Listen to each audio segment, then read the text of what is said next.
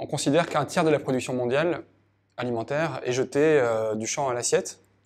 Et très souvent, on a tendance à stigmatiser la grande distribution, parce que c'est une cible facile pour les médias, pour la classe politique et pour l'opinion publique en général.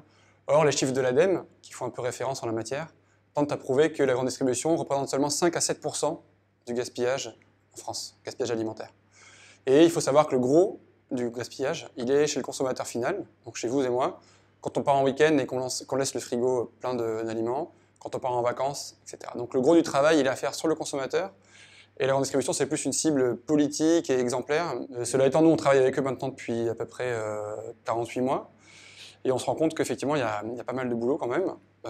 Et nous, sans trahir le secret industriel, on va récupérer environ entre 1000 et 2000 euros de produits par jour et par point de vente, en valeur d'achat, en prix d'achat hors taxe. Donc c'est quand même relativement colossal. Mais encore une fois, à l'échelle macroéconomique, le gros est chez le consommateur.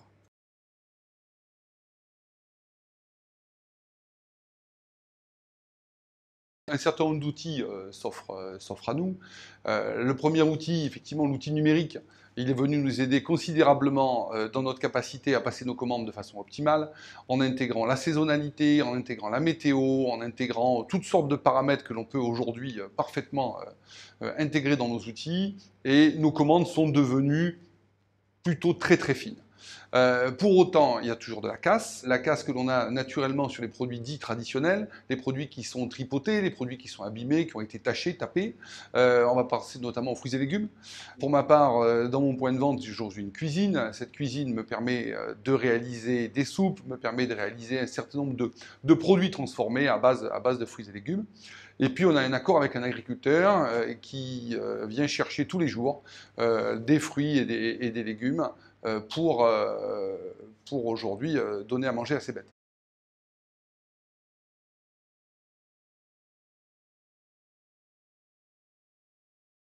On a mis en place une solution qui est un peu hybride. On a à la fois une brique numérique et puis une brique de service B2B à l'ancienne, entre guillemets, old school, avec de la logistique notamment. Et grosso modo, notre métier, c'est de connecter en temps réel les magasins, enfin plus généralement toutes les structures qui ont du gaspillage, qui ont des invendus, qui ont des surplus. Donc ça, c'est côté offre. Et nous, on les connecte avec, côté demande, toutes les filières de valorisation, qu'elles soient associatives, même des consommateurs, ou des fermes, des parcs animaliers, des zoos, du compost, de la méthanisation. Donc on essaie d'être une alternative à la benne, à l'enfouissement, à la mise en décharge. Et c'est ça notre métier, en fait, c'est donner une deuxième vie à tous ces invendus. Alors, à la fois avec une plateforme, qui est une sorte de vente privée en B2B, qui connecte l'offre et la demande. Un chef de rayon chez Carrefour se connecte, il scanne ses invendus. Il dit aujourd'hui, j'ai 3 palettes de briques de lait. C'est proposé via notre plateforme numérique à toutes les assos du quartier, qui réservent tout ou partie du lot. Et à côté de ça, pour compléter cette offre-là, qui n'était pas suffisante en tant que telle, on a constitué une offre de logistique. Et donc, on a pour les petits magasins des triporteurs, qui viennent collecter dans 1, 2, 3 francs prix les invendus, puis les livrer à une association en flux tendu. Et pour les gros magasins, on a des gros semi-remorques ou des gros camions qui passent collecter et faire aussi le chaînon manquant entre l'offre et la demande. Donc voilà, en fait, c'est ce mix entre du numérique et du physique qui fait que ça tourne, et l'un sans l'autre, ça ne suffirait pas. Et juste pour insister sur le numérique, nous, ce qu'on constate, c'est que c'est la clé du changement d'échelle, qu'au départ, les solutions artisanales suffisent, mais quand on veut vraiment devenir une vraie boîte et passer de start-up à PME, c'est bien de s'équiper d'outils numériques parce que ça facilite la scalabilité du business.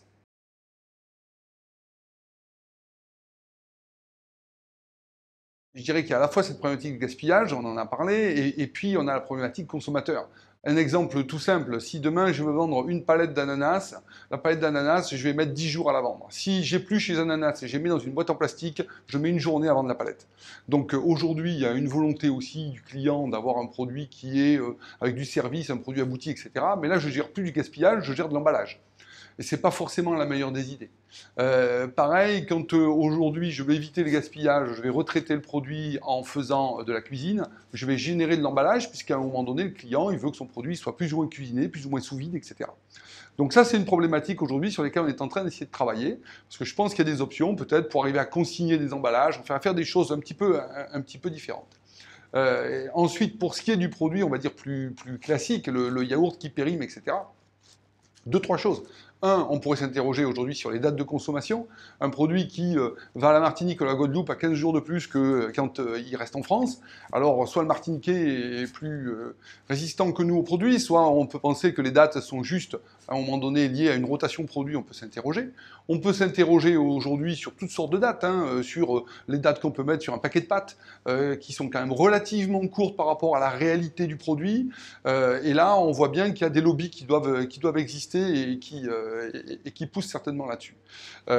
Troisième élément, on a la capacité, nous, en gérant mieux, mais aussi en soldant nos produits sur leur fin de vie, d'arriver à les dégager beaucoup plus vite. Voilà, je dirais, les grandes lignes de ce qu'on arrive à faire pour éviter le gaspillage.